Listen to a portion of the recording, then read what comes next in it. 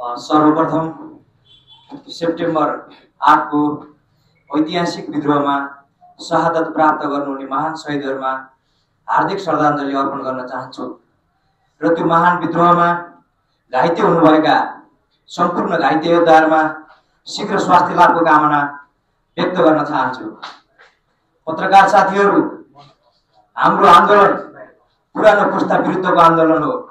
हाम्रो आन्दोलन भ्रष्टाचार विरुद्धको आन्दोलन हो। हाम्रो आन्दोलन नयाँ र स्वतन्त्र युवाहरूले गरेको शान्तिपूर्ण आन्दोलन हो। हाम्रो आन्दोलनमा विभिन्न किसिमका घुसपैठहरू भए, विभिन्न किसिमका शक्तिहरूले चलखेल गरे। हामी भन्न चाहन्छौं यो आन्दोलन नेपाली जेनजी युवा साथीहरूको आन्दोलन हो। हामी भन्न चाहन्छौं यो आन्दोलन सम्पूर्ण युवाहरूको आन्दोलन हो। कुनै पनि अँध्यारो कोठामा बसेर धमिलो पानीमा माछा मार्नको निमित्त षड्यन्त्र गर्ने षड्यन्त्रकारीहरूको आन्दोलन होइन। यो बारबारा फाउन्डेसनको हलिहरूको यो आन्दोलन होइन। अमेरिकन युथ काउन्सिलको दानापानी खाएर त्यसको दानापानीमा हुर्केका लुटेराहरूको आन्दोलन होइन। यो आन्दोलन र सीआईएबाट परिचालितहरूले गरेको आन्दोलन होइन। यो आन्दोलन नेपाली जनताले गरेको, नेपाली जनताले पहल कदमी लिएको शान्तिपूर्ण आन्दोलन हो। यो आन्दोलनमा विभिन्न किसिमका घुसपैठहरू भए, विभिन्न किसिमका शक्तिहरूले चलखेल गरे।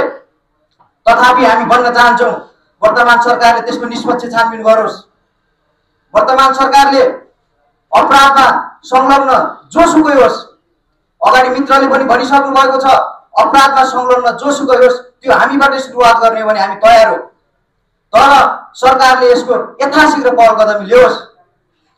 हामी यो भन्न चाहन्छौं पत्रकार मित्रहरू र सम्पूर्ण हामीलाई सुनिराख्नुभएका जेनजी साथीहरू, आन्दोलनको विषयमा धेरै टीका टिप्पणी भइसकेका छन्। हामी अब आन्दोलनलाई एक ठाउँमा लिएर आन्दोलनको नयाँ नेतृत्व बनाएर अगाडि बढ्ने संकल्प गरिराखेका छौं। हामीले देशको शासकीय स्वरूप कस्तो हुने, हाम्रो देशको निर्वाचन प्रणाली कस्तो हुने, हाम्रो देशको संवैधानिक निकायहरूमा, हाम्रो राजदूत नियुक्तिमा, न्यायपालिकामा नियुक्ति प्रक्रिया कस्तो हुने, हामी त्यसको बहस हामी यो ठाउँबाट दिन चाहन्छौं। कि हो नेपाली जनताले, नेपाली युवाहरूले, नेपाली आम विद्यार्थीहरूले यो विषयमा ऐक्यबद्धता जनाउन सक्नुहुन्छ? यदि त्यसो हो भने, उहाँहरूले ऐक्यबद्धता जनाउनुहुन्छ भने देशको शासकीय स्वरूपको विषयमा हामी यहाँबाट विषयवस्तु अगाडि सार्न चाहन्छौं। हामी भन्छौं हामी जबसम्म प्रत्यक्ष निर्वाचित कार्यकारी यो देशमा हुँदैन, जबसम्म प्रगतिशीलहरूको सरकार यो देशमा बन्दैन, प्रत्यक्ष निर्वाचित कार्यकारीको चुनाव नहुँदासम्म हामी आन्दोलनमा छौं। कुनै पनि जेनजीले फागुनको चुनावलाई सपोर्ट गर्दैन। हामीले फागुनको चुनाव 84 मा हुने चुनाव 82 मा सार्नलाई गरेका होइनौं। हाम्रो आन्दोलनको मर्म त्यो होइन। हाम्रो आन्दोलनको मर्म र भावना विपरीतका कामहरू गरिए। हामी प्रत्यक्ष निर्वाचित कार्यकारी चाहन्छौं। हाम्रो शासकीय स्वरूप त्यो हो। हामीले त्यसको लागि चेक एन्ड ब्यालेन्स गर्ने मेकानिजम तपाईहरुले दिन चाहन्छौं। हामीले संसदबाट 2/3 महाभियोग लाएर हामीले चुनेको प्रत्यक्ष निर्वाचित कार्यकारीलाई कतल्याम गर्ने व्यवस्था तपाईहरुले दिन चाहन्छौं। प्रत्यक्ष निर्वाचित कार्यकारीलाई सम्पूर्ण अधिकार दिने होइन। देशको सन्धि सम्झौता लगायतका ठूला विषयहरुमा, इन्टरनेशनल ट्रिटीहरुको विषयमा संसदको 2/3 पारित गरेपछि मात्र पारित हुने व्यवस्था नेपालमा लागू गर्नुपर्छ। त्यो नै अहिलेको अवस्थाको सर्वाङ्गीन हित हुन्छ। त्यो नै अहिलेको अवस्थाले अहिलेको यो जुन किसिमको राजनीतिक संकट छ त्यो संकटलाई नेतृत्व प्रदान गर्न सक्दछ। हामी भन्न चाहन्छौं नेपालको शिक्षा प्रणाली परिवर्तन गर्नुपर्छ। हामी अध्ययन गर्दा, हामी 28-30 वर्षसम्म अध्ययन गर्दा पनि नेपालको शिक्षा प्रणाली यस्तो किसिमको छ कि कुनै पनि स्किल हामीले सिकिराखेका छैनौं। नेपालको शिक्षा प्रणालीले स्किल म्यान पावर किन जन्माउन सकिराखेको छैन? के युवाहरूले सोच्नु पर्दैन? हामी अझै पनि को नेतृत्व लिने भन्ने होडबाजीमा, अझै पनि को नेता बन्ने होडबाजीमा, अझै पनि कसले कति शक्ति आर्जन गर्ने भन्ने अङ्कगणितमा किन रमाइराखेका छौं? आजको बहस नेपालको शिक्षा प्रणाली कस्तो हुने भन्ने बहस हुनुपर्छ। आजको बहस नेपालको निर्वाचन प्रणाली कस्तो हुने भन्ने विषयमा बहस हुनुपर्छ। आजको बहस संवैधानिक निकायहरूले फंक्सनिङ कसरी गर्ने भन्ने विषयमा बहस हुनुपर्छ। आजको बहस राजनीतिक नियुक्तिहरू कुनै पनि पार्टीको भर्ती केन्द्र हुनु हुँदैन भन्ने बहस हुनुपर्छ। तर हाम्रो बहस त्यतातिर गइराखेको छैन। जेनजी साथीहरूको बहस त्यतातिर गइराखेको छैन। हाम्रो बहस त के छ भन्दाखेरि कसलाई कता मिलाएर कहाँ आफू नेता बन्न सकिन्छ भन्ने बहस चलिराखेको छ। त्यही भएर त्यसो भएको हुँदा हामीले प्रष्ट रूपमा भनेका छौँ, हामीले 77 जिल्लामा हरेक जिल्लामा हामी 2-4 दिनपछि फेरि यहाँ आएर पत्रकार सम्मेलन गर्छौँ। 77 जिल्लाको हामीले टिम घोषणा गर्छौँ। त्यो 77 जिल्लाको टिम घोषणा गरिसके पछाडि 753 वटा स्थानीय तहको टिम घोषणा गर्छौँ र आन्दोलनका कार्यक्रमहरू अगाडि बढाउँछौँ र यो देशमा जेनजीहरूले नेतृत्व दिन सक्छन्। अब यो देशको वैचारिकी जेनजीहरूले दिन सक्छन्। अब यो देशको नीति, यो देशको प्रणाली, यो देशको संविधान जेनजीहरूले लेख्न सक्छन् भनेर नयाँ सन्देश हामी यो मञ्चबाट दिन चाहन्छौँ। विद्यार्थी साथीहरू र पत्रकार मित्रहरू, तपाईहरूले कोही 2-4 जना मान्छेहरूलाई विदेशीको दाना पानी खाएर, तपाईको चाहिँ अमेरिकन युथ काउन्सिलको दाना पानी खाएर हुर्केका 2-4 जना मान्छेहरूलाई हाइलाइट गरेर आन्दोलनलाई त्यतातिर नमोडिदिनुहोस्, हाम्रो आग्रह छ। आन्दोलनलाई हामी कसरी मूर्त रूप दिने भन्ने विषयमा तिर फर्काउनुहोस्। त्यो फर्काउने ताकत तपाईहरुसँग छ। त्यो तपाईहरुले फर्काउनु हुन्छ कि हुन्न त्यो तपाईहरुको विषय हो। तर हामी त्यतातिर निर्दिष्ट छौं, हामी त्यतातिर जान्छौं अन्तिमसम्म। जबसम्म यो देशमा आम नागरिकहरूको शासन प्रणाली हुँदैन, आम नागरिकहरूले तपाईको फैसला गर्ने किसिमको शासन प्रणाली हुँदैन, तबसम्म हामी कुनै पनि हालतमा हाम्रो संघर्षका कार्यक्रमहरू फिर्ता लिँदैनौं। हामी यही आएर घोषणा गर्छौं, अबको केही दिनभित्र नेपाल सरकारले गर्ने भनेको घाइतेहरूलाई प्रदान गर्ने भनेको राहत रकम तुरुन्त घाइतेहरूका पुर्याएन भने शहीद परिवारहरूलाई लिएर हामी सामूहिक आत्मदाह गर्न पनि तयार छौं। कि त्यसको जिम्मा यो राज्यले लिन सक्छ? कि त्यसको जिम्मा सुशीला कार्कीज्यूले लिन सक्नुहुन्छ? हाम्रा मागहरूलाई भुलेर उहाँ निर्वाचनको प्रक्रियामा किन अगाडि बढिराख्नु भएको छ? कुन शक्ति केन्द्रको प्रभावमा, कुन शक्ति केन्द्रको उक्साहमा उहाँले काम गर्नुभएको छ? हामीले वार्ता हुँदै गर्दा पनि भन्यौं, जेनजी साथीहरुबाट नै वार्ताको लागि प्रयास हुनुपर्छ। हामी सडकमै थियौं, वार्ताको लागि प्रयास पनि गर्यौं, तर विभिन्न शक्ति केन्द्रहरूले जेनजी साथीहरुलाई वार्तामा बस्ने वातावरण सिर्जना गरेनन् र वार्ता हाइज्याक भयो।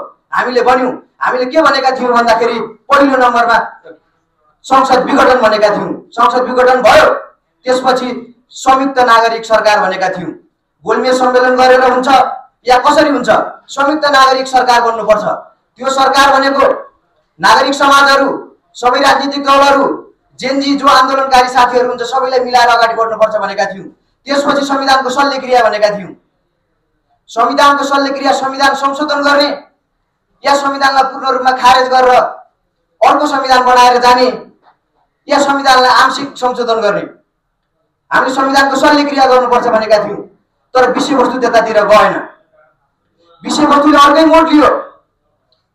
विषयवस्तुले नेपाली जनताको आकांक्षाहरू, भ्रष्टाचार विरोधी जुन आन्दोलन थियो त्यही भ्रष्टाचारीहरूलाई सुरक्षा दिने किसिमको कामहरू वर्तमान सरकारले गर्यो। भ्रष्टाचारीहरूको पालन पोषण गर्न त्यही सरकार लाग्यो। अहिलेसम्म पनि एकजना भ्रष्टाचारीलाई पनि यो सरकारले समातेको रेकर्ड छैन। जेनजीको आत्मा बनेको सरकारले यो काम गर्नु पर्थ्यो कि पर्दैन? गर्नु पर्थ्यो, तर गरेन। किन गरेन? अब तपाईँ हामीले सोच्नुपर्ने बेला भयो। यो सरकारले हाम्रो पक्षमा काम गर्दैन, यो सरकारले जनताको पक्षमा काम गर्नेवाला छैन। त्यसकारण हामीले सडकको मोर्चाबाट फेरि एउटा नयाँ आन्दोलनको आँधीहुरी ल्याउनु पर्नेछ। हामीले 77 जिल्लामा टिम निर्माण गरेर 77 जिल्लामा हामीले तपाईको ज्ञापन पत्र बुझाएर अगाडि बढ्न खोजिराखेका छौं। त्यसको मिलेर अगाडि बढ्नका निमित्त जेनजी साथीहरू आउनुहुन्छ भने स्वागत हामी भन्न चाहन्छौं। तपाईहरु आउनुस्, एक्लै लडेर कहीँ पनि पुगिदैन। सँगै लडेर अगाडि बढौं, संघर्षका कार्यक्रमहरू अगाडि लियौं, आन्दोलनलाई नयाँ दिशा प्रदान गरौं र भविष्यको सुन्दर नेपालको परिकल्पना गरौं। यदि हामीले त्यसो गर्न सकेनौं भने पूर्ववक्ता मित्रहरूले पनि भन्नुभयो, हामीले पटक पटक नेपाली आमालाई रुवायौं, फेरि पनि नेपाली आमालाई रुवाउने दिन चाँडै आउँछ। के हाम्रो देशमा सधैँ आन्दोलनको प्रयोग मात्र हुनुपर्ने हो? के हाम्रो देश सधैँ आन्दोलनको भूमण्डलीकरणमा परिराख्नु पर्ने हो?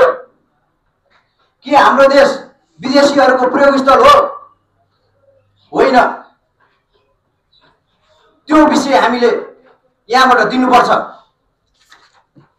पत्रकार मित्रहरू, यो देशमा हामीले भनेका छौँ एनजिओ र आइएनजिओ देशको राष्ट्रियता, भौगोलिक अखण्डता, स्वाधीनताहरूलाई खलल पुर्याउने, आर्थिक रूपमा चलखेल गर्ने, निर्वाचनलाई आफ्नो पक्षमा पार्ने एनजिओ आइएनजिओहरू यो देशमा खारेज हुनुपर्छ।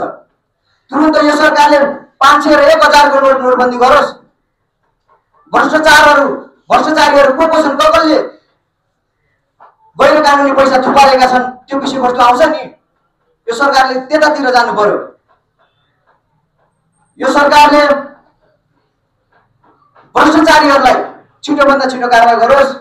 यो सरकारले भ्रष्टाचारमा शून्य सहनशीलता कायम गरोस्। यो सरकारले जेनजीहरूका मुद्दालाई केन्द्रीकरणमा राखोस्। जबसम्म जेनजीहरूका मुद्दाहरू सही तरिकाबाट सेफ ल्यान्डिङ हुँदैनन् तबसम्म हामी सडकमै छौँ। हामीले योभन्दा ठुलो आन्दोलन निकट भविष्यमै घोषणा गरेर अगाडि बढ्दैछौँ।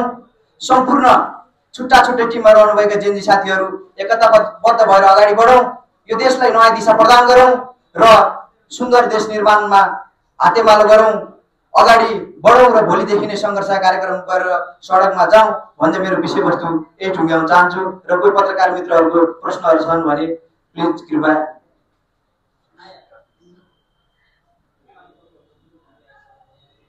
हस्, धन्यवाद हजुर।